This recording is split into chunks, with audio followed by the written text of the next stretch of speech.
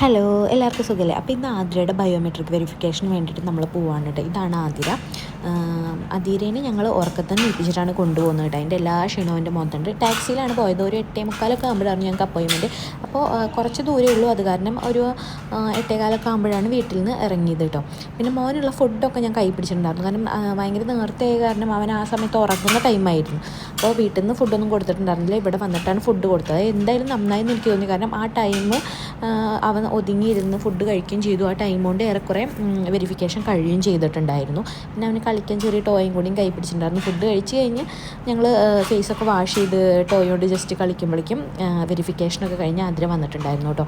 പിന്നെ അവിടെ തന്നെ നമുക്ക് ചെറിയൊരു പാർട്ടീഷൻ പോലെ നമുക്ക് ഇരിക്കാനുള്ളൊരു സ്പേസ് ഉണ്ടായിരുന്നു. അവിടെ ഇങ്ങനെ കൂൾ ഡ്രിങ്ക്സും കാര്യങ്ങളൊക്കെ കിട്ടും കേട്ടോ.